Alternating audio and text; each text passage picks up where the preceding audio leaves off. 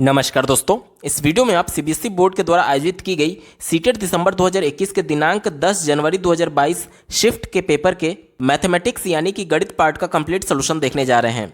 CBSE board के द्वारा CTET दिसंबर 2021 में ऑनलाइन मोड में 23 शिफ्टों में पेपर का आयोजन किया गया था, जिसमें से ये 19वें शिफ्ट का पेपर है। अगर आप सभी शिफ्टों के कंप्लीट पेपर सॉल्यूशन के साथ साथ अपर प्राइमरी के सभी शिफ्टों के पेपर को देखना चाहते हैं, साथ ही साथ सीटेट में पूछे जाने वाले सभी सब्जेक्ट्स के कंप्लीट पेडागोजी को डिटेल में पढ़ना चाहते हैं, तो इस वीडियो के समाप्त होने के बाद से इस वीडियो का डिस्क्रिप्शन जरूर चेक करिएगा। और अगर आप चैनल पर पहली बार विजिट कर रहे हैं तो इसको सब्सक्राइब करते हुए बेल आइकन को जरूर प्रेस कर लीजिएगा, सीटेट, यूपी टेट और सुपर टेट की बेहतरीन तरीके से तैयारी करने के संदर्भ में।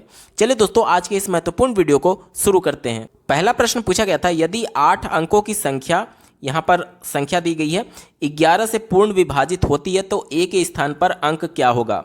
ध्यान से समझिएगा, 11 से विभाज्यता का नियम ये कहता है कि सम स्थान पर आए हुए अंकों की संख्या माइनस विषम स्थान पर आए हुए अंकों की संख्या या तो 0 हो या तो 11 का गुणज हो, मतलब 11 का मल्टीपल हो, तभी वो संख्या 11 से पूरी तरीके से विभाजित होगी। चलिए इस संख्या को देखते हैं। क्या दिया गया है, 2 6 7 3 2 9 8। यहाँ पर देखिए, ये पहले नंबर पर है, ये दूसरे नंबर पर है, ये तीसरे नंबर पर है, ये चौथा, ये पांचवा, ये छठा, ये सातवां और ये आठवां। टोटल 8 अंक की ये संख्या है। तो सबसे पहले हम लोग सम स्थान पर अंकों का योग निकाल लेते हैं। तो सम स्थान पर कौन कौन सा है, 2 पर 2 है, तो यानी कि 6 हो जाएगा। 6 के बाद से ये चौथे नंबर पर ए दिया गया है और उसके बाद से छठवें नंबर पर 2 दिया गया, तो 8 और ये 8 16, यानी कि 16 प्लस ए, ये सम स्थान पर आए अंकों का योग हो गया। और विषम स्थान पर आए अंकों का योग निकालिए। देखिए क्या दिया गया है, 2 7 9 9 3 12 और 12 9 21। तो इसमें से अगर मैं 21 में से 16 प्लस ए को घटा देता हूं तो इसका मान या तो 0 आना चाहिए या तो 11 का गुणा जाना चाहिए। देखिए इसमें माइनस से जब अंदर मल्टीप्लाई करेंगे तो क्या हो जाएगा, ये हो जाएगा 5 माइनस ए बराबर, और या तो 0 या तो 11 का गुणज होना चाहिए। तो ये देखिए यहाँ पर 5 में से घटाना है हमें ये, तो ये तो जाहिर सी बात है, अब 5 में से कुछ भी संख्या घटाएंगे तो 5 से छोटी ही आएगी, 11 या फिर उससे उसका गुणज नहीं आएगा। यानी कि ये कंफर्म हो गया कि इसका पूरा का ओवरऑल मान जो है वो 0 होगा। तो ए का कौन सा ऐसा मान ले कि ये ओवरऑल 0 हो जाए। तो ए का मान अगर हम लोग 5 ले लेते हैं तो 5 में से 5 घटाएंगे तो 0 हो जाएगा, तो 0 ही तो हमें लाना है। तो यानी कि ये कंफर्म हो गया कि ए का मान क्या होगा, 5 होगा। दिए गए विकल्प में देखिए ऑप्शन नंबर 3 5 इसका बिल्कुल सटीक जवाब है। अगला प्रश्न पूछा गया था, यहाँ पर देखिए एक पैटर्न दिया गया है। इस पैटर्न का अवलोकन करने के लिए और खाली स्थान पर भरने के लिए हमें बोला जा रहा है। सबसे पहले इस पैटर्न को समझते हैं। देखिए यहाँ पर पहला जो अंक है और ये जो है, तो ये 1 का स्क्वायर है और ये 1 का क्यूब है। इसके बाद से दूसरे नंबर पर देखिए ये 2 का स्क्वायर है और ये 2 का क्यूब है। इसी प्रकार से देखिए ये 3 का स्क्वायर है और ये 3 का क्यूब है। इसी प्रकार से देखिए ये 5 का स्क्वायर है और ये 5 का क्यूब है। यानी कि यहाँ पर जो संख्या आएगी पहले वो 4 होगा। देखिए 3 के बाद 4 और ये 5वां था, तो ये 3 के बाद हमें 4 लेना है, तो 4 का स्क्वायर 16 हो जाएगा और 4 का क्यूब होगा वो 64 हो जाएगा। यहाँ तक क्लियर। यानी कि ये तो कंफर्म हो गया कि हमारा 16 और 64 होगा और बीच में कोई एक अल्फ़ाबेट आएगा। सभी विकल्पों में देखिए एक ही केवल विकल्प है जिसमें 16 और 64 दिया गया है, बाकी के सब में गलत है, तो ये हमें विचार करना ही नहीं था, एक ही विकल्प सही होगा। वैसे भी यहाँ पर अल्फ़ाबेट की देखें तो देखिए यू वी के बाद से डब्ल्यू के बाद से एक्स आया है, फिर वाई आया है, फिर जेड आया है। यानी कि ये यहाँ पर क्या फिल होगा, डब्ल्यू होगा। यानी 16 डब्ल्यू 64, यानी ऑप्शन नंबर 4 इसका बिल्कुल सटीक जवाब है। अगला प्रश्न पूछा गया था, एक तार को मोड़ करके आयत बनाया गया जिसकी परिमाप 40 सेंटीमीटर है। आगे पढ़िए, उसी तार को फिर मोड़ करके एक दूसरा आयत बनाया गया जिसकी लंबाई पहले आयत से 1/3 भाग अधिक है और उसकी चौड़ाई पहले आयत की चौड़ाई की मतलब आधी है। तो दूसरे आयत का क्षेत्रफल हमसे पूछा जा रहा है। ध्यान से समझिएगा, पहले एक तार को मोड़ करके उसका जब परिमाप निकाला गया तो 40 सेंटीमीटर परिमाप था। यानी कि परिमाप क्या होता है, 2 गुणे लंबाई धन चौड़ाई। ये पहले आयत के लिए है, इसका मान कितना दिया गया, 40। यानी कि l प्लस बी का मान हमारे पास कितना आ गया, l प्लस बी का मान 20 आ गया। ये पहला इक्वेशन हो गया। दूसरा देखिए क्या कहा जा रहा है कि इसी तार को मोड़ करके दूसरा आयत बनाया गया, यानी उसका भी परिमाप फिक्स हो गया, 40 ही होगा। ठीक है। और क्या कहा जा रहा है कि पहले जो दूसरे आयत की लंबाई है वो पहले की 1/3 भाग अधिक है। पहले का लंबाई हमारे पास कितना है, L है, तो दूसरे का कितना हो जाएगा, L और 1 + 1/3 हो जाएगा। ठीक है, 1/3 भाग अधिक हो गया। प्लस दूसरी की चौड़ाई कितनी है, पहले की चौड़ाई की आधी बताई गई है। पहले का चौड़ाई हमारे पास b था, तो b का आधा कितना हो जाएगा, b/2 बराबर कितना हो जाएगा, बराबर हो जाएगा यहाँ पर देखिए इन दोनों का 2 से मल्टीप्लाई कर देंगे, क्योंकि ये ओवरऑल लंबाई है और ये ओवरऑल चौड़ाई है, और 2 से मल्टीप्लाई कर देंगे, 2 गुणे लंबाई धन चौड़ाई बराबर 40। तो ये क्या हो जाएगा, ये दूसरे आयत का परिमाप हो जाएगा। इससे इसको काट देंगे तो ये 20 हो जाएगा।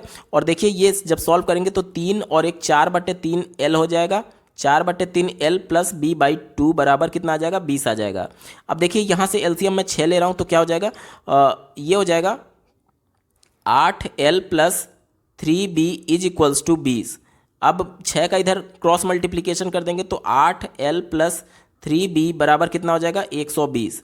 अब ये इक्वेशन 2 हो गया। देखिए इक्वेशन 1 में, इस वाले इक्वेशन में मैं 3 से दोनों तरफ गुणा कर रहा हूँ और दूसरे इक्वेशन से घटा रहा हूँ। तो 3 से गुणा करेंगे तो क्या हो जाएगा, 3L + 3b बराबर 60 हो जाएगा। अब इसमें से जब घटाएंगे तो ये देखिए ये कट जाएगा और ये यहाँ पे बचेगा 5L बराबर, और ये 60 बचेगा, यानी कि L का मान क्या आ जाएगा, 12 आ जाएगा। L का मान 12 आ जाएगा। अब इसमें इस इक्वेशन में, पहले इक्वेशन में L का मान 12 रखेंगे तो B का मान हमें कितना मिलेगा, 8 मिलेगा। और देखिए अब हमसे दूसरे आयत का क्षेत्रफल पूछा गया है कि कितना होगा। तो दूसरे आयत की लंबाई कितना थी, 4/3 L था, और इसकी चौड़ाई कितना थी, पहले जो आयत था उसकी चौड़ाई का आधा था। यहाँ तक क्लियर। अब देखिए अभी हमने L का मान कितना निकाला, L का मान 12 और B का मान 8 निकाला। तो सबसे पहले इन दोनों में रख करके दूसरे आयत की लंबाई और चौड़ाई हम लोग को निकालना होगा। तो देखिए लंबाई में अगर हम लोग 4/3 और L की जगह पर 12 रख दें तो इसका मान कितना आएगा, 3 चौके 12 और 4 चौके 16। अब दूसरे आयत की लंबाई 16 हो जाएगी, और अगर चौड़ाई हम लोग निकालें तो B कितना दिया गया है, 8, 8 का आधा यानी कि 4।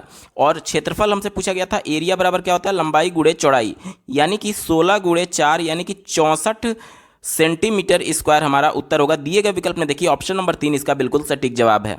अगला प्रश्न पूछा गया था, वैष्णवी के पास 5 रुपये, 10 रुपये और 20 रुपये के सिक्के हैं।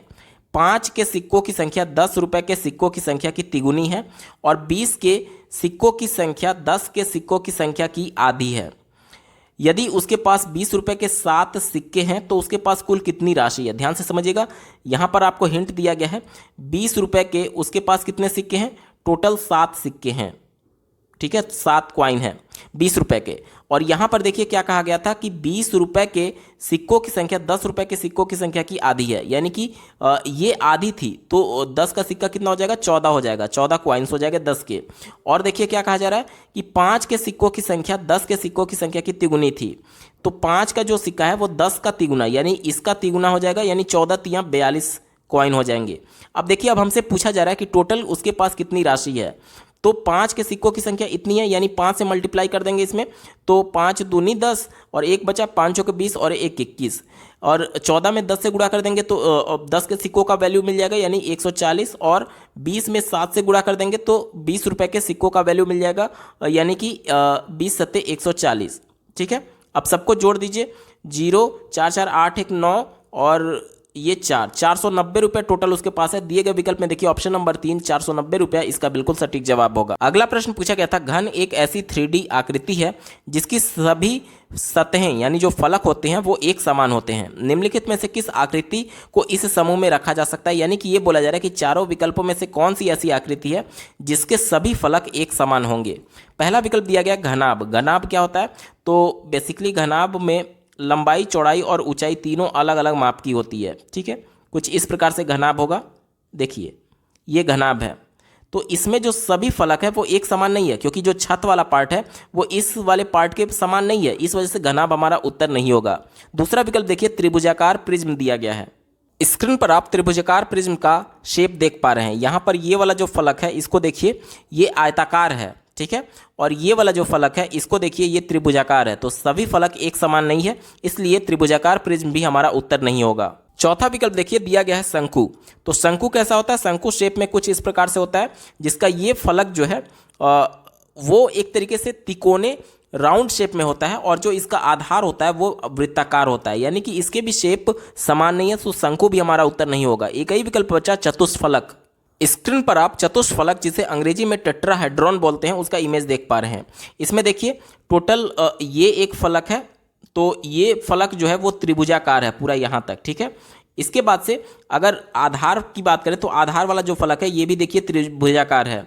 इसके बाद से ये वाला फलक देखिए ये भी त्रिभुजाकार है, और इसके जस्ट पीछे जो फलक है वो भी त्रिभुजाकार ही होता है। यानी कि टेट्राहेड्रॉन में सभी फलक एक समान है, इसलिए टेट्राहेड्रॉन चतुष्फलक हमारा सही जवाब होगा। ऑप्शन नंबर 3 सही उत्तर है। अगला प्रश्न पूछा गया था, जब समूह में विद्यार्थियों की लंबाई नापने को कहा गया तो समूह 1 जिसमें 4 विद्यार्थी थे को निम्नलिखित परिणाम प्राप्त हुए। निर्मल दिनेश से 8 सेंटीमीटर लंबी है, शीला सेल्मा से 4 सेंटीमीटर छोटी है, दिनेश सीमा से 2 सेंटीमीटर लंबा है और सेल्मा 138 सेंटीमीटर लंबी है। तो निर्मल की लंबाई क्या होगी? ध्यान से समझिएगा। यहाँ पर सेल्मा की लंबाई हमको कितना दी गई है? 138 सेंटीमीटर। और यहाँ पर देख लीजिए, यहाँ पर बोला गया था कि सीमा जो है वो सेल्मा से 4 सेंटीमीटर छोटी है, यानी सीमा की लंबाई क्या हो जाएगी? सीमा की लंबाई देखिए क्या दिया गया है, 4 सेंटीमीटर छोटा दिया गया, यानी कि 134 सेंटीमीटर की सीमा हो जाएगी। उसके बाद से देखिए यहाँ पर कहा जा रहा है कि दिनेश जो है वो सीमा से 2 सेंटीमीटर लंबा है, यानी जो दिनेश है वो सीमा से 2 सेंटीमीटर लंबा है, यानी कि 136 सेंटीमीटर का दिनेश हो जाएगा।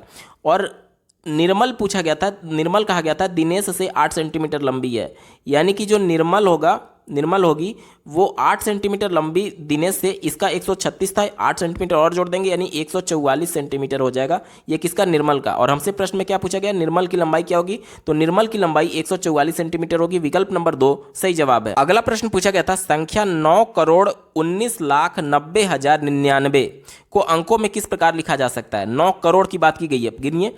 इकाई, दहाई, सैकड़ा, हजार, 10,000, लाख, 10 लाख। ये केवल 10 लाख तक था, हमारा उत्तर नहीं होगा। इकाई, दहाई, सैकड़ा, हजार, 10,000, लाख, 10 लाख, करोड़, तो ये 9 करोड़ तो है। उसके बाद से 9 करोड़ के बाद से 19 लाख, 9 करोड़ के बाद से 19 लाख बोला गया था। तो देखिए इकाई, दहाई, सैकड़ा, हजार, 10,000, लाख, 10 लाख, 19 लाख भी है। इसके बाद से 90,000 बोला गया। इकाई, दहाई, सैकड़ा, हजार और 10,000, तो 90,000 भी हो गया। और 99 बोला गया था, तो अंत में 99 भी है, यानी कि यही वाला विकल्प हमारा बिल्कुल सही जवाब हो जाएगा। विकल्प नंबर 2 सही उत्तर है। तीसरे में देखिए इकाई, दहाई, सैकड़ा, हजार, 10,000, लाख, 10 लाख तक केवल था, उत्तर नहीं होगा। चौथा देखिए इकाई, दहाई, सैकड़ा, हजार, 10,000, लाख, 10 लाख, करोड़। 9 करोड़ तो है, 9 करोड़ के बाद से 90 लाख है, और प्रश्न में 19 लाख की बात की गई थी, इस वजह से ये भी उत्तर नहीं होगा। विकल्प नंबर 2 सही जवाब है। अगला प्रश्न पूछा गया था, निम्नलिखित में से त्रिभुज के कोणों के बारे में कौन सा कथन सही है? पहला विकल्प दिया गया, त्रिभुज के सभी कोणों का योग 360 अंश होता है, तो ये गलत है। 360 नहीं, बल्कि त्रिभुज के सभी अंतःकोणों का योग 180 अंश होता है। दूसरा देखिए, एक विषम बाहु त्रिभुज के सभी कोणों का योग समबाहु त्रिभुज के सभी कोणों के योग से कम होता है, तो ये विकल्प गलत है, क्योंकि किसी भी प्रकार का त्रिभुज हो, विषम बाहु हो, समबाहु हो, समद्विबाहु हो, या फिर किसी भी प्रकार का त्रिभुज हो, सभी के अंतःकोणों का योग 180 अंश ही होगा, तो ये विकल्प गलत हो गया। तीसरा देखिए, एक विषमबाहु त्रिभुज के सभी कोणों का योग समद्विबाहु त्रिभुज के सभी कोणों के योग से अधिक होता है, तो ये भी गलत है, क्योंकि सभी प्रकार के त्रिभुजों का योग केवल 180 अंश ही होगा, चाहे किसी भी प्रकार का त्रिभुज क्यों ना हो। एक ही विकल्प बचा, ऑप्शन नंबर 4 देखिए, त्रिभुज के सभी अंतःकोणों का योग 180 अंश होता है, ये विकल्प बिल्कुल सही है। विकल्प नंबर 4 सही जवाब होगा।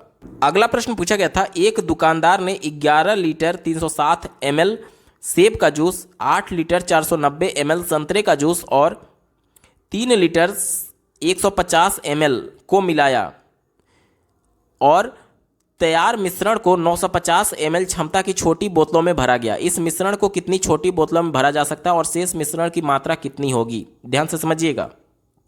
क्या कहा जा रहा है कि 11 लीटर और 370 ml, तो पहले 11 लीटर और ml को मैं अलग लिख रहा हूँ, 370, ठीक है।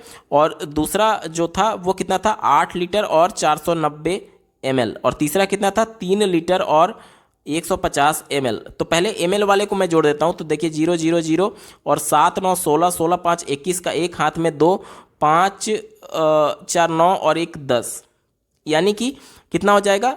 1 लीटर और 10 ml, यानी चूंकि 1000 ml में 1 लीटर होता है, तो ये 1 लीटर और 10 ml हुआ, ठीक है। और लीटर वाला इसको जोड़िए, कितना हो जाएगा? 11 8 19 19 3 22 और 1 लीटर आकर के यहाँ जुड़ जाएगा, यानी कि 23 लीटर और 23 लीटर और 10 ml हो जाएगा। 23 लीटर और 10 ml टोटल यहाँ पर क्वांटिटी हो जाएगी। ठीक है, देखिए टोटल जो जूस है वो हमारे पास कितना आ गया, 23 लीटर और 10 ml।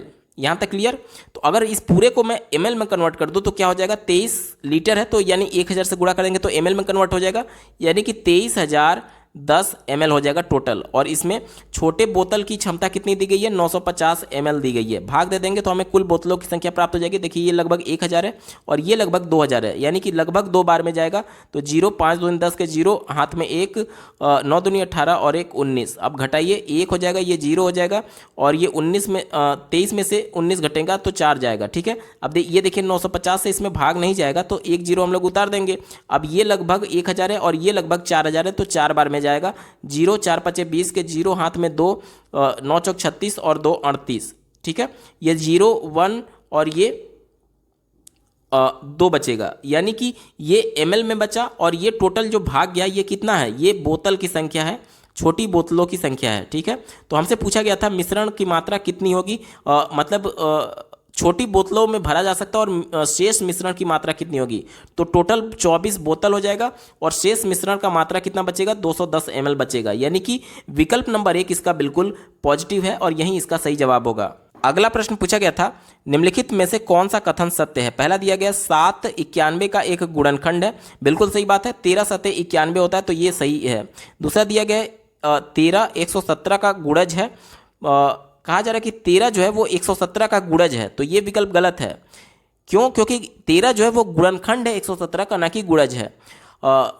तीसरा देखिए कहा जा रहा है कि 21 7 का गुणज है, तो ये बात बिल्कुल सही है। 7 में 3 से गुणा करते हैं तो 21 मिलता है, तो ये भी सही है, यानी कि तीसरा वाला यहाँ पर जो है वो स्टेटमेंट सही है, यानी कि ए और सी केवल सही है। दिए गए विकल्प में देखिए ऑप्शन नंबर 2 इसका बिल्कुल सही जवाब होगा। अगला प्रश्न पूछा गया था, अक्षरों के उस समूह को चुनिए जिसमें कोई भी रैखिक सममिति नहीं है। निगेटिव सेंस में हमसे पूछा गया है सममिति क्या होता है। तो देखिए मगर अगर मैं पहले चौथे विकल्प से शुरुआत करता हूं तो कहा जा रहा है कि एम, अगर मैं यहां से इसको खींच दूं तो ये वाली जो पूरा आकृति है इस वाले की बिल्कुल सिमेट्री होगा, यानी कि ये तो हमारा उत्तर होगा नहीं, क्योंकि बोला जा रहा है कि किसी में सममिति नहीं होना चाहिए।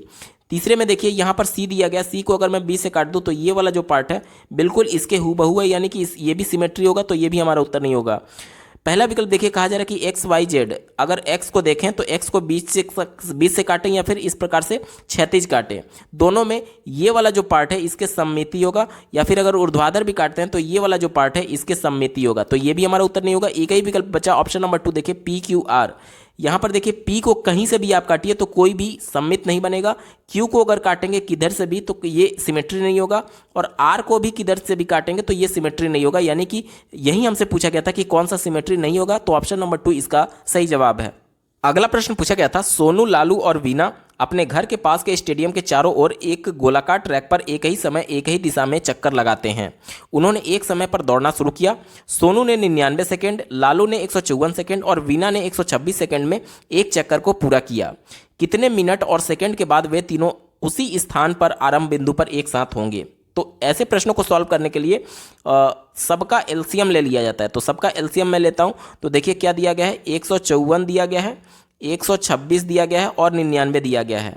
तो सबसे पहले तो मैं इसको 11 से काट देता हूँ। 11 एकम 11, 4 बचेगा, 44 हो जाएगा और 11 चौक 44, और ये 11 से नहीं कटेगा तो हुबहू मैं उतार देता हूँ और ये 9 बार में जाएगा। उसके बाद से देखिए इसको मैं 7 से काटता हूँ, तो 7 दूनी 14 और 7 से काटेंगे तो 7 एकम 7 और 56 हो जाएगा, 7 8 56 और ये 9 है। फिर उसके बाद से मैं इसको 9 से काट देता हूँ तो ये 2 हो जाएगा, ये 2 हो जाएगा, ये 1 हो जाएगा। फिर इसके बाद से 2 से काट देता हूँ, यानी कि 9 दूनी 18 और 11 7 77, तो हमारा क्या मान हो जाएगा, 77 गुणे 18 कर देंगे तो 8 7 56, 8 7 56 के 6 हाथ में 5, 8 7 56 और 5 61, और ये क्या हो जाएगा 77। तो इसको 6 रख देंगे और 6 7 और 1 8 और 7 6 13, 1386 हो जाएगा। अब ये सेकंड में आया है, अब इसको मिनट में कन्वर्ट करने के लिए 60 से हम लोग भाग देते हैं तो 60 2 बार में जाएगा, 120 हो जाएगा, ये 18 बचेगा, फिर 6 शेष उतारेंगे, 3 बार में जाएगा तो 180 हो जाएगा और ये शेष 6 बचेगा, तो ये 6 सेकंड में बचा और 23 मिनट हो गया, यानी कि दिए गए विकल्प में देखिए ऑप्शन नंबर 3 23 मिनट और 6 सेकंड इसका बिल्कुल सही जवाब होगा। अगला प्रश्न पूछा गया था 2 यूनिट परीक्षा में अजमल द्वारा प्राप्तांक नीचे दिए गए हैं। ये देखिए ये यूनिट 1 का है, ये यूनिट 2 का है।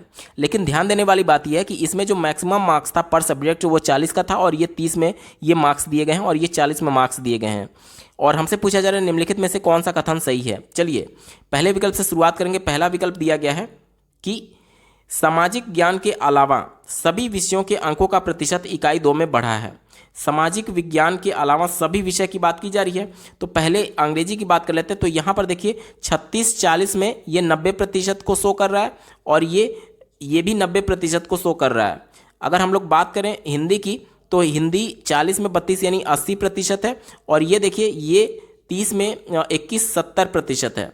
ठीक है, तो ये कम हो गया और ये क्या कहा जा रहा था कि सभी विषयों में इकाई 2 में नंबर बढ़ा है, तो ये विकल्प गलत हो गया। ठीक है, दूसरा विकल्प देखिए क्या कहा जा रहा है कि दोनों परीक्षाओं में हिंदी के अंकों का प्रतिशत समान है। दोनों परीक्षा में हिंदी कहाँ पे दिया गया, देखिए यहाँ पर है। यहाँ पर हिंदी का प्रतिशत कितना है, 4 × 8 = 32 है और यहाँ पर कितना है, यहाँ पर 7 × 21 है, 70%। तो दोनों में समान नहीं है बल्कि अंतर है, इस वजह से ये भी उत्तर हमारा नहीं होगा। तीसरा कहा जा रहा है कि इकाई एक बार चौथे को देख लेते हैं। अंग्रेजी और हिंदी दोनों के अंकों को मिलाकर के प्रतिशत इकाई परीक्षा 2 में अधिक है। हिंदी और अंग्रेजी को मिलाकर के प्रतिशत इकाई पूछा गया था। ठीक है, यहाँ पर देखिए हिंदी और अंग्रेजी को मिलाकर के, तो दोनों को जोड़ देंगे तो कितना हो जाएगा, 6 × 2 = 8, 8 और 6 68 हो जाएगा। 68/80 × 100 कर देंगे तो ये कट जाएगा इससे। और उसके बाद से इसको हम लोग दो से काटते हैं, 2 × 5 = 10 और 2 से काटेंगे तो 4 बार में जाएगा। और ये 17 × 4 = 68 और 17 × 5 = 85% हो जाएगा। इसी प्रकार से यूनिट 2 की निकालें तो हम ये देखिए 48 हो जाएगा, कितने में, 60 में × 100 हो जाएगा। ये कट जाएगा, 2 से काटेंगे तो 5 बार में और ये 3 बार में, 16 × 32 = 34 48 और 16 × 5 = 80, 80% ये आ रहा है। यानी कि हमसे यूनिट 1 का 85 और यूनिट 2 का 80%। हमसे क्या पूछा गया था, हमसे ये पूछा गया था कि दोनों अंग्रेजी और हिंदी दोनों मिलाकर के प्रतिशत इकाई परीक्षा 2 में अधिक है। तो 2 में 80 आ रहा था और 1 में 85 आ रहा था, तो यानी कि ये हमारा विकल्प गलत हो गया। बाकी के पहला और दूसरा तो गलत था ही। अब हमें टेस्ट करने की आवश्यकता ही नहीं है। कहा जा रहा है कि इकाई 3 के परीक्षा के सभी अंकों का प्रतिशत इकाई 2 के सभी अंकों के प्रतिशत से औसत से कम है, तो यही एकमात्र विकल्प बचा है जो कि सही ही होगा। अब हमें चेक करने की आवश्यकता ही नहीं है। विकल्प नंबर 3 सही जवाब होगा। अगला प्रश्न पूछा गया था उस सही विकल्प को चुने जो निम्नलिखित दशमलव संख्याओं को अवरोही क्रम में दर्शाता है। अवरोही मतलब कि घटते क्रम में। घटते क्रम यानी सबसे बड़ा जो है वो सबसे पहले होगा और सबसे छोटा जो है वो अंत में होगा। तो इसमें सबसे बड़ा कौन सा है, देख लीजिए। सबसे बड़ा ये वाला है, सबसे बड़ा ये वाला है। तो सबसे पहले ये वाला आना चाहिए, 0.5413। देखिए इसमें नहीं है, इसमें है, इसमें है और इसमें नहीं है। अब हमारे पास केवल 2 विकल्प बचा है, दूसरा और तीसरा। और सबसे छोटा कौन सा है, तो सबसे छोटे की अगर हम लोग बात करें तो ये वाला है। देखिए क्या है, 0.4351। तो इसमें देखिए 0.4351 दोनों में है, यानी कि दोनों अभी तक सही है। बाकी अब एक बार देख लेते हैं। इसके बाद से 0.5413 से छोटा कौन सा है, ये वाला 0.5341। देखिए 0.5341 दिया गया और इसमें ये नहीं है, यानी कि हमारा कौन सा उत्तर सही होगा, विकल्प नंबर 3 सही जवाब है। अगला प्रश्न पूछा गया था मीनू अपने घर से 7:25 पर निकलती है और 8:07 पर स्कूल पहुंचती है। ठीक है, 7:25 पे निकली थी, यानी कि 35 मिनट इधर और 7 मिनट इधर, टोटल मिलाकर के 42 मिनट इसको समय लगा है स्कूल पहुंचने में। अब देखिए जोश को स्कूल पहुंचने में मीना से 7 मिनट ज़्यादा समय लगता है। जब मीनू को 42 मिनट लग रहा था तो जोश को कितना लगेगा, 7 मिनट और लग जाएगा, यानी कि 49 मिनट जोश को लगेगा स्कूल पहुंचने में। अब हमसे पूछा जा रहा है कि जोश सुबह स्कूल में 8:13 पे पहुंच जाता है, तो वह घर से कितने बजे निकला था, यानी कि 8:13 से 49 मिनट पहले जो समय होगा वही हमारा जोश का घर से निकलने का समय होगा। यानी कि देखिए 8 मिनट और ये 13 सेकेंड है, इसमें से हमको 49 घटाना है, तो घटेगा नहीं, तो यहाँ से हम लोग 1 मिनट उधार लेंगे तो यहाँ पर आकर के 60 सेकेंड जुड़ जाएगा। यानी कि देखिए अब ये हो जाएगा टोटल 73 में से 49 घटाएंगे और यहाँ पे 7 बच गया। 73 में से 13 में से 9 घटेगा तो 4 बचेगा और यहाँ 6 बचा, 6 में से 4 जाएगा तो 2 बचेगा और यहाँ पे 7:24 पे वो घर से निकला था। दिए गए विकल्प में देखिए ऑप्शन नंबर 1 7:24 इसका बिल्कुल सटीक जवाब होगा। अगला प्रश्न पूछा गया है, वैन हिल के सिद्धांत के अनुसार ज्यामितीय चिंतन के बारे में सही कथनों का चयन कीजिए। वैन हिल ने एक सिद्धांत दिया था जिसके माध्यम से उन्होंने ये बताया कि बच्चे ज्यामिति को किस प्रकार से देखते हैं और किस प्रकार से सीखते हैं। सबसे पहले जो उन्होंने बताया था कि सबसे पहले बच्चे विजुअलाइजेशन करते हैं, यानी कि दृश्यीकरण करते हैं। तो यहाँ पर देखिए पहला विकल्प दिया गया है, दृश्यीकरण एक आधारभूत स्तर है। आधारभूत मतलब कि बिल्कुल पहला स्तर है, यहीं से शुरुआत होती है। तो ये बात बिल्कुल सही है, सबसे पहले बच्चे विजुअलाइज करते हैं, चीज़ों को देखते हैं, आकृतियों को देखते हैं। तो ये पहला वाला सही हो गया। दूसरा कहा जा रहा है कि निगमन स्तर विश्लेषण स्तर से पहले आता है। निगमन स्तर मतलब कि बच्चे विभिन्न प्रकार के उदाहरणों को देख करके किसी नियम तक पहुंचते हैं। तो देखिए नियम तक पहुंचने के लिए बच्चों को पहले विश्लेषण करना होगा, विश्लेषण करेगा तभी तो किसी एक जनरल नियम की तरफ बढ़ेगा। और ये विकल्प कह रहा है कि निगमन पहले आता है और विश्लेषण बाद में आता है। तो ये क्या प्रैक्टिकली संभव है? पहले विश्लेषण होगा तभी तो किसी पर्टिकुलर नियम तक हम लोग पहुंचते हैं। तो ये विकल्प निगेटिव था, हमारा उत्तर नहीं होगा, क्योंकि नियम पहले कह रहा था और विश्लेषण बाद में कह रहा था। तो ये विकल्प निगेटिव है, हमारा उत्तर नहीं होगा। तीसरा देखिए, संबंध स्तर विश्लेषण स्तर के बाद आता है। सही बात है, विश्लेषण करने के बाद से हम लोग संबंध स्थापित करते हैं। जैसे कि मान लीजिए ये आयत हो गया, तो सबसे पहले बच्चे ने विजुअलाइज किया कि इसकी 4 भुजाएं हैं, ठीक है, और ये आयत है। उसके बाद से क्या हुआ? उसके बाद से ये देखता है कि इसके आमने सामने की भुजाएं, यानी ये वाली भुजा इस वाली भुजा के बराबर है और ये वाली भुजा इस वाली भुजा के बराबर है। तो परिमाप निकालने के लिए बच्चे को पता है कि सभी भुजाओं को जोड़ देते हैं। तो जब बच्चा लंबाई को जोड़ा होगा, फिर ये वाली चौड़ाई को जोड़ा होगा, फिर ये वाली लंबाई को जोड़ा होगा, फिर उसके बाद से ये वाली चौड़ाई को जोड़ा होगा, तो उसने देखा होगा कि लंबाई 2 बार रिपीट हो रही है और चौड़ाई 2 बार रिपीट हो रही है। तो वो 2 बार कॉमन लेकर के L + B कर दिया होगा, यही इस आयत का परिमाप हो गया। यानी कि वो क्या कर रहा था? विश्लेषण कर रहा था, यानी कि आकृतियों को देख करके उस आकृतियों के भुजाओं के आधार पर वो किसी पर्टिकुलर संबंध स्थापित कर लिया, नियम स्थापित कर लिया। और साथ ही साथ अब बच्चा इस स्तर में पहुंच जाता है कि अगर उसे ये लगने लगता है कि अगर ये जो लंबाई है इस चौड़ाई के बराबर हो जाए, देखिए लंबाई जो है अगर चौड़ाई के बराबर हो जाए तो ये वर्ग बन जाएगा। तो ये क्या है? आयत और वर्ग में संबंध स्थापित कर लिया कि अगर लंबाई जो है वो चौड़ाई के बराबर हो गई तो ये वर्ग का रूप ले लेगा। तो ये संबंध किसके बाद आएगा? विश्लेषण करने के बाद, क्योंकि ये सभी विश्लेषण का पार्ट है। तो तीसरे में दिया गया संबंध स्तर विश्लेषण के बाद आता है। तो ये विकल्प बिल्कुल सही है, यानी कि ए और सी वाला विकल्प हमारा सही है। दिए गए ऑप्शन में देखिए, और विकल्प नंबर 2 ए और सी इसका सटीक जवाब होगा। अगला प्रश्न पूछा गया है, निम्नलिखित में से कौन सा कथन गणित पाठ्यचर्या के लिए सही है? तो यहां पर देखिए पहले विकल्प से शुरुआत करेंगे। कह रहा है कि स्थिरता प्रदान करने के लिए इसकी प्रकृति, ये प्रकृति नहीं है बल्कि प्रकृति है, गलत प्रिंट हुआ था, प्रकृति स्थायी होनी चाहिए। तो क्या गणित की प्रकृति स्थायी है? क्या एक विधि से किसी प्रश्न का सॉल्यूशन निकाला जाता है? तो क्या ये जरूरी या फिर आवश्यक नहीं है कि दूसरी विधि का भी प्रयोग किया जाए? बिल्कुल आवश्यक है, क्योंकि बच्चे में मौलिक विचार तभी आएंगे जब आप उसको आउट ऑफ बॉक्स जा करके सोचने का मौका देंगे। यानी एक प्रश्न के एक से ज़्यादा हल निकालने की बच्चों को प्रेरित करेंगे। तो ये विकल्प बिल्कुल गलत है, क्योंकि ये कह रहा था कि इसकी प्रकृति स्थायी है। इसकी प्रकृति स्थायी नहीं होती है, बल्कि मौलिक विचार जैसे जैसे आते जाएंगे उसकी प्रकृति बदलती रहेगी, प्रश्नों का हल करने का तरीका बदलता रहेगा। जितने तरीके से बच्चे मौलिक विचारों से सोच सकते हैं उतना ही बच्चे का माइंड खुलेगा और उतना ही बच्चा चिंतन करने के लिए प्रेरित होगा। तो ये स्थायी नहीं होता है बल्कि अस्थायी होता है। तो ये विकल्प निगेटिव हो गया। दूसरा देखिए, इसे सुसंगत होना चाहिए। सुसंगत मतलब कि किसी से कोरिलेट करने की बात की जा रही है। जैसे कि एनसीएफ 2005 ये कहता है कि बच्चे को गणित अगर पढ़ाना है तो उसके परिवेश से जोड़ करके पढ़ाइए। प्राइमरी स्तर के पेपर की हम लोग बात कर रहे हैं, तो बच्चा कभी ना कभी विद्यालय आने से पहले टॉफी खरीदने दुकान पर गया ही होगा। तो बच्चे को अगर जोड़ का कॉन्सेप्ट बताना है तो बच्चे को सीधे 2 + 3 बराबर 5 बताएंगे तो बच्चे को समझ में नहीं आएगा। उसको उसके दैनिक जीवन से जोड़िए कि पहले आप गए दुकान पर और 2 टॉफी आपने खरीदा, उसके बाद से 3 टॉफी और आपने खरीद लिया, तो अब आपके पास टोटल कितनी टॉफी हो गई? तो इससे बच्चा क्या होगा कि इस प्रश्न से जुड़ाव महसूस करेगा, क्योंकि वो कभी ना कभी टॉफी खरीदा होगा। तो यही कहा जा रहा है कि इसे सुसंगत होना चाहिए। तो ये तो बिल्कुल पॉजिटिव हो गया, हमारा उत्तर होगा। तीसरा देखिए, इसे लचीला नहीं होना चाहिए। ये भी विकल्प निगेटिव है। लचीला अगर नहीं होगा तो एक प्रश्न का एक ही विधि के माध्यम से जो आपकी पुस्तक में दिया गया है उसी को टीचर आपको बार बार अभ्यास करा रहा होगा। लचीला होने का मतलब ही ये है कि बच्चों को भी इसमें सहभागिता दिखाई जा रही है, उनके भी मौलिक विचारों को इसमें इंक्लूड किया जा रहा है, साथ ही साथ उनके भी जो अनुभव हैं उनको महत्व दिया जा रहा है। तो ये विकल्प बिल्कुल निगेटिव है, क्योंकि नहीं होना चाहिए हमसे बोला गया था, जबकि होना चाहिए। ठीक है, तो ये निगेटिव है, हमारा उत्तर नहीं होगा। यानी कि दिए गए ऑप्शंस में देखिए केवल बी वाला हमारा सही जवाब होगा। चलिए अब विकल्पों में चलते हैं। ऑप्शन नंबर 3 में दिया गया केवल बी इसका सटीक उत्तर है। अगला प्रश्न पूछा गया था, राष्ट्रीय पाठ्यचर्या रूपरेखा 2005 के अनुसार निम्नलिखित में से कौन सा गणित शिक्षण का उद्देश्य प्राथमिक कक्षाओं के लिए न्यूनतम उपयुक्त है। न्यूनतम यानी कि निगेटिव सेंस में पूछा जा रहा है। चलिए पहले विकल्प से शुरुआत करेंगे। कहा जा रहा है कि गणित के प्रति रुचि विकसित करना। तो ये तो बिल्कुल पॉजिटिव है ना, कि बच्चों को जब तक रुचि नहीं होगा तब तक वो गणित विषय के बारे में पढ़ेंगे नहीं। और रुचि कैसे जनरेट होगा? जब बच्चों को उसके परिवेश से जोड़ करके बताया जाएगा तो वो उससे जुड़ाव महसूस करेंगे और रुचि उत्पन्न होगी, जिसकी वजह से इंटरनल मोटिवेशन होगा और बच्चे पढ़ने के लिए, सीखने के लिए तत्पर होंगे। तो ये विकल्प बिल्कुल पॉजिटिव है, हमारा उत्तर नहीं होगा क्योंकि हमसे निगेटिव सेंस में पूछा गया था। दूसरा देखिए, अनुमान लगाने के कौशल को पोषित करना।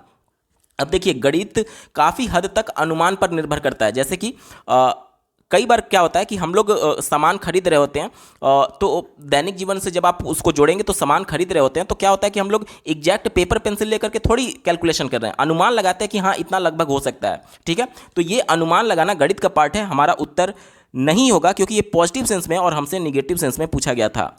चौथा देखिए, दिक् स्थान संबंधी समझ को पोषित करना। दिक् स्थान मतलब कि ज्योमेट्री से ये संबंधित है, तो ये भी हमारा पॉजिटिव है, इस वजह से उत्तर नहीं होगा क्योंकि निगेटिव सेंस में पूछा गया था। एक ही विकल्प बचा, ऑप्शन नंबर 3 देखिए, बीजीय कौशल में निपुणता। ये निपुणता की वजह से ये विकल्प निगेटिव हुआ है क्योंकि प्राइमरी स्तर पर बच्चों को किसी भी सब्जेक्ट में मास्टरी कराना उद्देश्य नहीं होता है, बल्कि उसको इंट्रोडक्शन लेवल पर प्राइमरी में रखा जाता है। मतलब कि प्रत्येक सब्जेक्ट से और प्रत्येक कॉन्सेप्ट से बच्चों को इंट्रोड्यूस कराया जाता है कि हाँ ये चीज़ें होती हैं।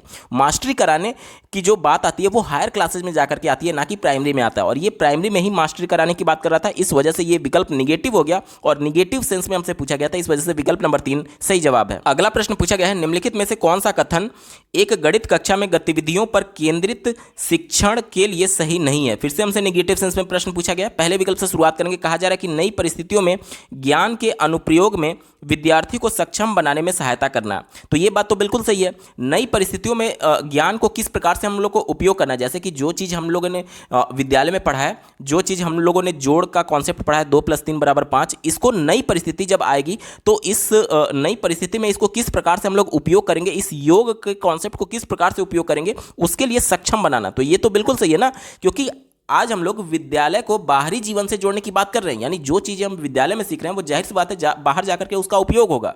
तो ये तो बिल्कुल पॉजिटिव हो गया, इस वजह से हमारा उत्तर नहीं होगा। क्यों नहीं होगा? क्योंकि हमसे निगेटिव सेंस में पूछा गया था, पहला विकल्प गलत हो गया। दूसरा देखिए, कहा जा रहा है कि सक्रिय भागीदारी द्वारा अधिगम को प्रोत्साहित करना। यह भी बात बिल्कुल सही है। एनसीएफ 2005 और राष्ट्रीय शिक्षा नीति 2020 दोनों सक्रिय भागीदारी पर जोर देते हैं, यानी कि बच्चे स्वयं करके सीखेंगे, एक्टिव पार्टिसिपेट करके सीखेंगे। तो यह भी पॉजिटिव था, हमारा उत्तर नहीं होगा। चौथा देखिए, बच्चे के चिंतन को प्रोत्साहित करना। बच्चे का चिंतन, बच्चा एक्टिव रहेगा तो जाहिर सी बात है वो कहीं ना कहीं चीज़ों के बारे में सोच रहा होगा, चिंतन कर रहा होगा। तो ये भी पॉजिटिव सेंस में है, इस वजह से हमारा उत्तर नहीं होगा, क्योंकि जब चिंतन करेगा बच्चा तभी एक्टिवली पार्टिसिपेट कर पाएगा उस पर्टिकुलर कॉन्सेप्ट में या फिर उस पर्टिकुलर जो भी चीज़ें गतिविधि कराई जा रही हैं। तो चिंतन यहाँ पर एक तरीके से मजबूत पॉइंट था, पॉजिटिव था, इस वजह से हमारा उत्तर नहीं होगा क्योंकि हमसे निगेटिव सेंस में पूछा गया था। एक ही विकल्प बचा, ऑप्शन नंबर 3 देखिए, रट कर याद करने को प्रोत्साहित करना। रटना, याद करना, मेमोराइज करना, रिकॉल करना, ये सभी चीजें निगेटिव सेंस में मानी गई हैं एनसीएफ 2005 के द्वारा। ठीक है, तो ऑप्शन नंबर 3 चूंकि निगेटिव था और हमसे निगेटिव सेंस में ही पूछा गया था, इस वजह से विकल्प नंबर 3 सही जवाब होगा। अगला प्रश्न पूछा गया है, निम्नलिखित में से गणित में कौन सी प्रक्रिया न्यूनतम उपयुक्त है। तो ध्यान से समझिएगा, ये प्राइमरी स्तर के बच्चों को ध्यान में रख करके हमको उत्तर ढूंढना है। पहला विकल्प दिया गया है अन्वेषण। तो एनसीएफ 2005 और राष्ट्रीय शिक्षा नीति 2020 दोनों ये कहते हैं कि बच्चे अन्वेषण के माध्यम से सीखेंगे, स्वयं करके सीखेंगे। तो ये पॉजिटिव हो गया, हमारा उत्तर नहीं होगा क्योंकि हमसे निगेटिव सेंस में पूछा गया था। दूसरा दिया गया सूत्रीकरण। तो सूत्रीकरण का मतलब ये हो गया फॉर्मुलेशन, यानी कि जैसे अभी मैंने पिछले प्रश्न में उदाहरण दिया था कि आयत है तो उसका परिमाप क्या होगा, 2 × लंबाई धन चौड़ाई। तो ये सूत्रीकरण क्या है, ये बच्चे समझ पा रहे हैं कि 2 बार लंबाई को जोड़ा गया और 2 बार चौड़ाई को जोड़ा गया है। तो सूत्रीकरण भी इंपॉर्टेंट है, इस वजह से ये हमारा उत्तर नहीं होगा। चौथा देखिए, अनुमानों की रचना करना, ये भी पॉजिटिव था, पिछले प्रश्न में हमने देखा, तो ये भी हमारा उत्तर नहीं होगा। लेकिन अगर बात करें प्रक्रियात्मक प्रवाह की, तो प्रोसीजरल एक तरीके से फ्लुएंस बोला जा रहा है, तो ये हमारा उत्तर नहीं होगा। क्यों नहीं होगा? देखिए, मान लीजिए प्राइमरी स्तर पर एक प्रमेय मैं यूज कर रहा हूं कि त्रिभुज के तीनों अंतःकोणों का योग 180 अंश होता है। तो यहां पर ये नियम हो गया, सूत्र हो गया कि तीनों अंतःकोणों का योग 180 अंश होता है। तो प्राइमरी स्तर पर इस सूत्र का प्रयोग तो किया जाएगा, लेकिन प्रक्रियात्मक प्रवाह यानी कि ये सूत्र आया कहां से, इसको प्रूफ करके दिखाने का कॉन्सेप्ट प्राइमरी में नहीं है। कहने का मतलब कि बच्चे की जो मानसिक स्तर है वो अभी इस सूत्र को, इस एक तरीके से प्रमेय को सिद्ध करने के और सिद्ध करके समझने के लिए अभी सक्षम नहीं है। इस वजह से हायर क्लासेस में जब बच्चा जाएगा 6 से 8वीं और 9 से 12वीं में, तब उसको इस प्रमेय को सिद्ध करके बताया जाएगा। अभी प्राइमरी में केवल बच्चे को सूत्र बता दिया जाता है कि अगर मान लीजिए ये ए है, ये बी है और ये सी है, तो कोण ए धन कोण बी धन कोण सी बराबर 180 अंश। तो ये क्या है, ये सूत्रीकरण हो गया। तो सूत्रीकरण तो इंपॉर्टेंट था, क्योंकि बच्चे को बताया तो जाएगा ना कि हाँ इंट्रोडक्शन लेवल पर कि हाँ त्रिभुज के तीनों अंतःकोणों का योग 180 अंश होता है। लेकिन ये आया कहां से, ये प्रमेय कहां से आया, इसको सिद्ध करने का जो कॉन्सेप्ट है उसे प्रक्रियात्मक प्रवाह बोला जा रहा है, यानी कि प्रोसीजरल फ्लुएंस। तो ये फ्लुएंसी समझ लीजिए। तो ये जो है प्रोसीजरल फ्लुएंसी जो है वो भविष्य में जाकर के जब बच्चा हायर क्लासेज में जाएगा 6 से 8वीं और 9 से 12वीं में, तब उसको ये सभी चीज़ें सिद्ध करके दिखाई जाएंगी। कक्षा 10वीं में ये सभी प्रमेय, 9वीं 10वीं में ये प्रमेय सिद्ध करके दिखाया जाता है। ठीक है, तो ये प्रक्रियात्मक प्रवाह प्राइमरी के लिए इंपॉर्टेंट नहीं है, और चूंकि हमसे निगेटिव सेंस में ही पूछा गया था, इस वजह से विकल्प नंबर 3 यहाँ पर बिल्कुल सही जवाब हो जाएगा।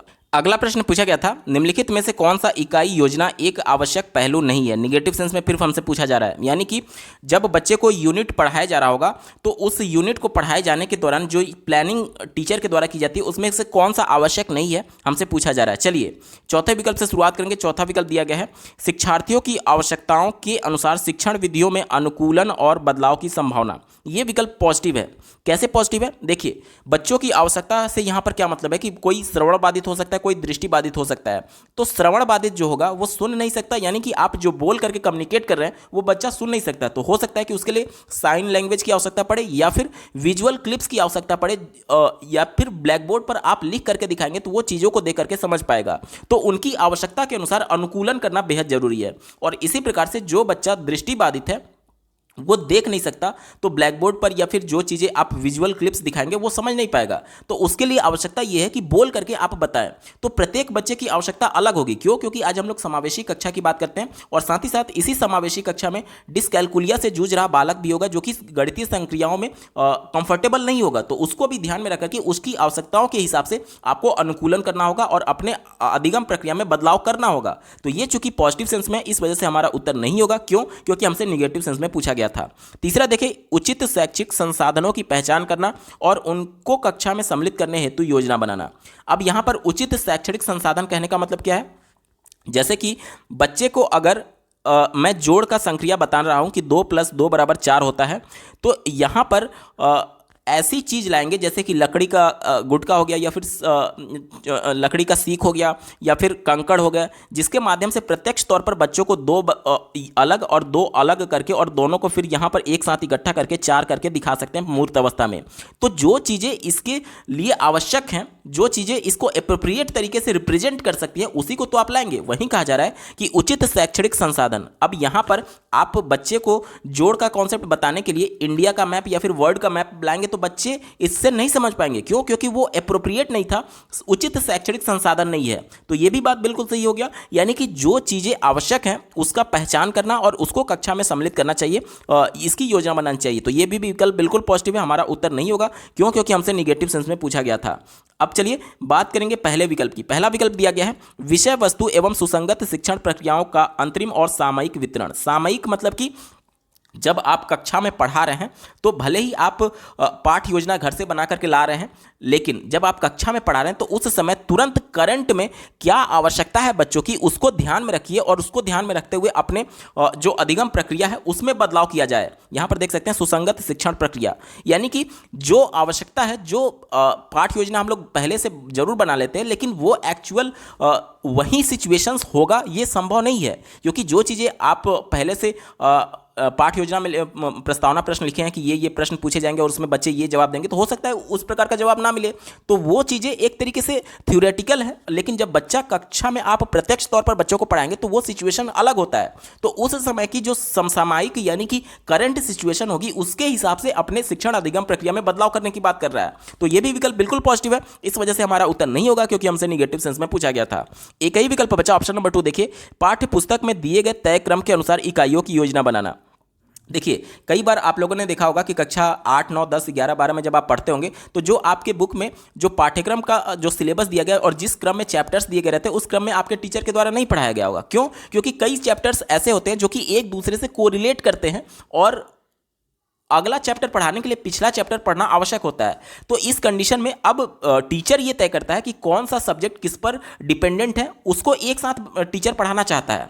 यानी कि ये जरूरी नहीं है कि जो पाठ्य पुस्तक में दिया गया उसी क्रम में पढ़ाया जाए। टीचर अपने सहूलियत के हिसाब से, ताकि बच्चों को अच्छे से समझ में आए, बच्चे का अधिगम अर्थपूर्ण हो सके, वो अपने हिसाब से प्लानिंग करता है कि कौन सा चैप्टर पहले पढ़ाया जाएगा, कौन सा चैप्टर बाद में पढ़ाया जाएगा। तो ये कहना कि ये पाठ्य पुस्तक में दिए गए क्रम के अनुसार इकाइयों की योजना बनाना, ये निगेटिव हो गया, क्योंकि ये टीचर पर डिपेंड करेगा कि टीचर किस क्रम में पढ़ाना चाहता है ताकि बच्चों का अधिगम अर्थपूर्ण हो। चूंकि ये निगेटिव सेंस में था और हमसे निगेटिव ही पूछा गया था, इस वजह से विकल्प नंबर 2 यहां पर बिल्कुल सही जवाब होगा। अगला प्रश्न पूछा गया था 25 गुणे 18 गुणे 4 की तरह दी गई तीन संख्याओं को गुणा करते समय एक विद्यार्थी निम्नलिखित तरीके से परिकलन करता है। यहां पर देखिए 25 गुणे 18 गुणे 4 को पहले इसने 25 और 18 को एक ब्रैकेट में गुणा किया और 4 बाहर रखा। इसके बाद से देखिए इसने क्रम को बदल दिया है। 18 पहले 25 गुणे 18 था, फिर 18 गुणे 25 कर दिया है और ये 4 बाहर एज इट इज रखा है।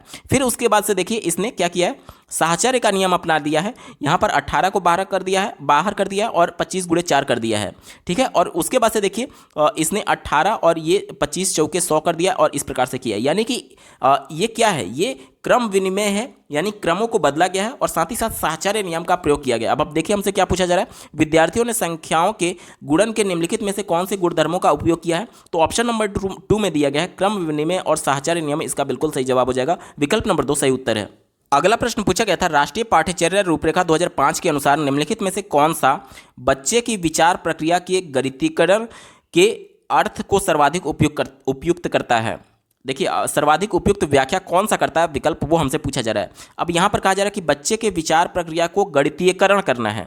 तो ये कैसे पॉसिबल है, बच्चे जो कक्षा में सीख रहे हैं, गणित के कॉन्सेप्ट को सीख रहे हैं, उसको दैनिक जीवन में उपयोग कर पाएंगे, तभी तो उनके विचारों में ये गणितीकरण आएगा। यानी कि विचार बच्चों के समय हमेशा रहता है। जो भी अगर अनौपचारिक तरीके से बच्चा विद्यालय के बाहर है और दुकान पर सामान खरीदने जा रहा है, तो वहां पर भी उसके मन में विचार चल रहा होगा और उसके विचार को गणितीकरण तभी किया जा सकता है जब वो जो भी कैलकुलेशन विद्यालय में सीखा है, जोड़ घटाना गुणा भाग, वो उस सामान को खरीदते हुए मन में कैलकुलेशन कर रहा होगा। यानी उसके विचारों में गणित आना, इसे ही बोला जाएगा। यानी कि अपने दैनिक जीवन में गणित का उपयोग करना, ये गणितीकरण होगा। तो कौन से विकल्प में इस प्रकार का उत्तर दिया गया, वहीं हमारा उत्तर होगा। चलिए ढूंढते हैं। पहला विकल्प दिया गया बहुत सारी गणित जानना बच्चे के विचार प्रक्रिया का गणितीकरण है। तो बहुत सारी गणित को जानना ये गणितीय प्रक्रिया नहीं है, क्योंकि आप जान तो रहे हैं लेकिन दैनिक जीवन में अगर उसका प्रयोग नहीं कर रहे हैं तो ये गणितीकरण नहीं है, ठीक है। ये विकल्प निगेटिव था, हमारा उत्तर नहीं होगा। दूसरा देखिए गणित में अनेक प्रश्नों को हल करने से बच्चे की विचार प्रक्रिया का गणितीकरण हो जाएगा। तो यहाँ पर आप कितना भी प्रश्न हल कर लीजिए, जब आप दैनिक जीवन में उसका उपयोग नहीं कर पा रहे हैं तो ये गणितीकरण नहीं है, इस वजह से ये भी निगेटिव हो गया।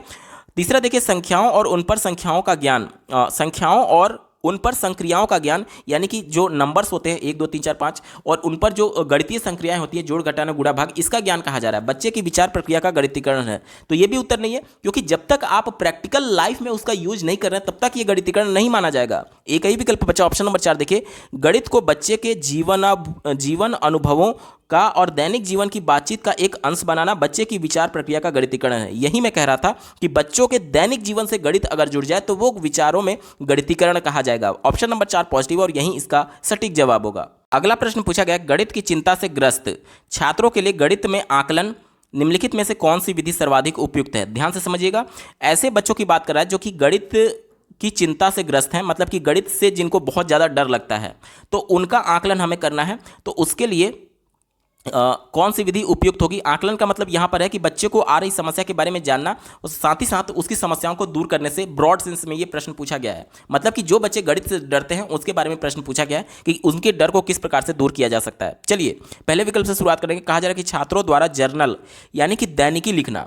अब बच्चे जब गणित का प्रयोग कर रहे होंगे, दैनिकी लिखने का मतलब कि देखिए गणित का प्रयोग दैनिकी कैसे लिखा जाएगा।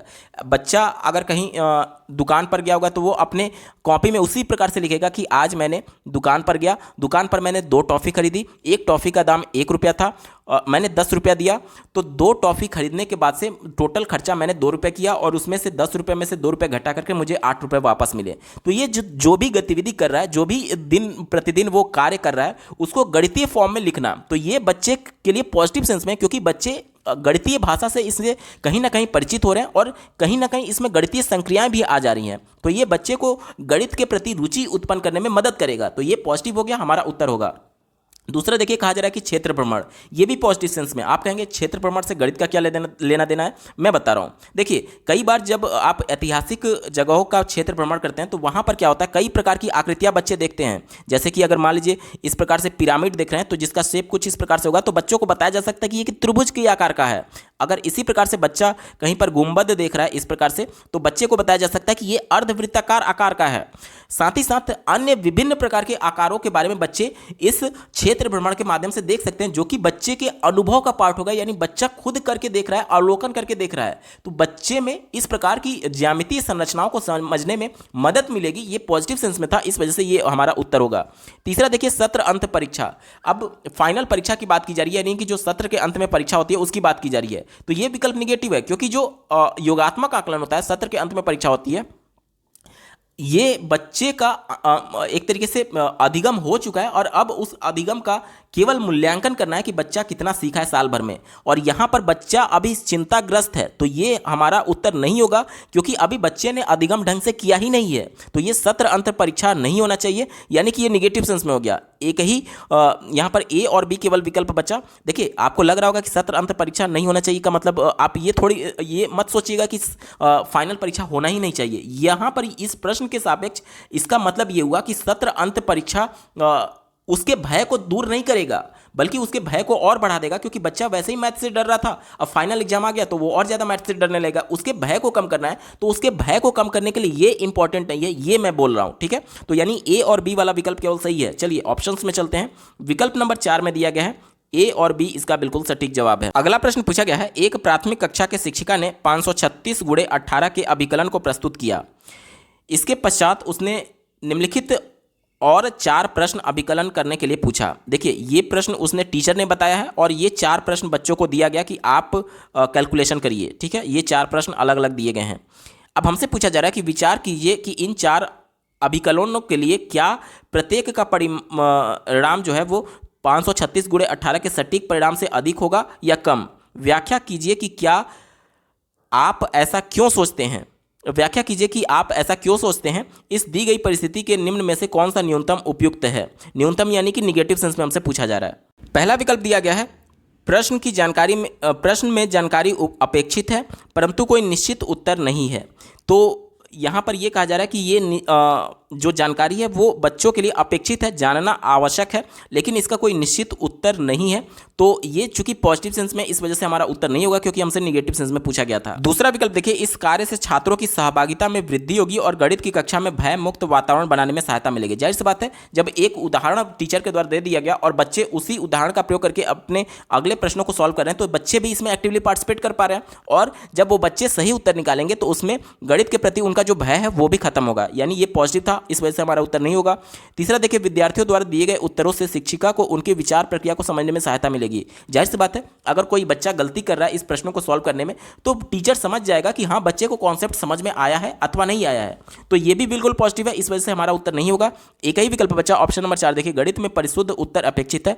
यानी कि ये बोला जा रहा है कि बिल्कुल एग्जैक्ट सही उत्तर आना ही चाहिए, इसलिए गणित में अनुमान पर आधारित प्रश्नों को नहीं पूछना चाहिए। तो ये विकल्प निगेटिव है। क्यों?